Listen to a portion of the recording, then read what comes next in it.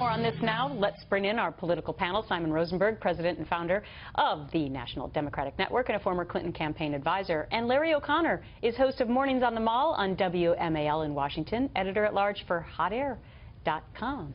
That's a new position, right? It is. Okay. Yeah. Congrats. Great team over there. All right. So Larry, Ted Cruz is back in the race. Marco Rubio doesn't want to be VP. What's going on? Well, first of all, welcome to Simon's town. It's great to have you down. Well, he's a Democrat. This is Democrat's town. But yes, listen, I don't know what's going on here actually in Ted Cruz's mind, because this doesn't make any sense. I have a feeling that people in the Glenn Beck orbit are getting very excited about this. He was in that, in an interview with Glenn. He wanted to say some things that would, make people happy, because it doesn't make any sense. It's not logical.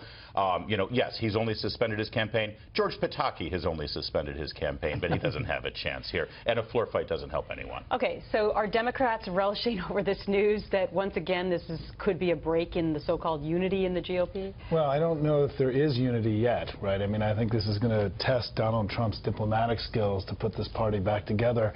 There's an amazing amount of opposition. I mean, look, I come from a party that can often be very factious and a lot of infighting. No. You don't even have a nominee yet. I know, exactly. and so it's been a little bit surprising to me to see the continued level of opposition when it's clear that Trump's going to be the guy. Okay, The weird thing here, by the way, just really quickly, talking to the voters as I do on radio, on talk radio, Cruz voters and Trump voters have a lot in common. Yeah. They're actually very similar. Well, they're both outsider voters, and they made up 75% of the primary electorate thus far, and that's why I have said that the establishment should be looking at those numbers a little bit more closely. Right. On point. But let's look at Marco Rubio and what he said now about, he's not interested at all in being the VP for Trump. My previously stated reservations about his campaign and concerns with many of his policies remain unchanged. He will best be served by a running mate and by surrogates who fully embrace his campaign. As such, I have never sought, will not seek, and do not want to be considered for vice president. So, Larry, this is on the heels of Trump saying, hey, I might look at all 16 of my former competitors on the GOP side. Which was a heck of an olive branch for Trump. And,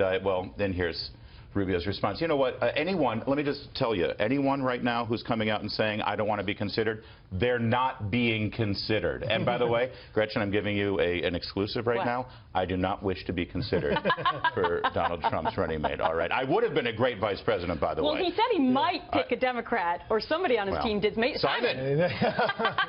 I am not being considered also.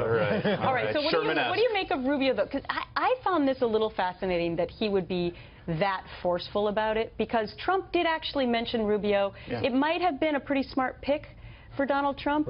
And if Trump wins, it gets Rubio to the White House quicker than running again by himself. Listen, Rubio says that he's going to run in 2020 after Trump loses. It's amazing this is already being discussed. Can he let the guy run his race and see what happens? I mean, it's, look, Rubio, I think this was a mistake by Rubio. And I think, he's very quickly going to be out of the limelight and, desperately trying to get back in the game.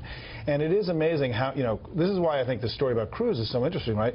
Cruz has a place to go now. Of all the people that lost, right? I mean, he's coming back. He's got a big perch in the Senate.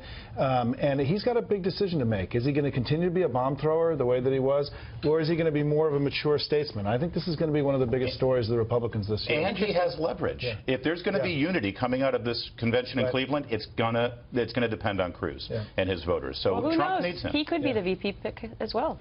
You never know. That would be fascinating. My money's that on would be fascinating. Or it could be Pataki. Or me. You took yourself out earlier. That was just 5 seconds ago. Although today is the day of changing your mind. That's right. Never say never. Who knows? Guys, great to see you. Thanks so much, Gretchen.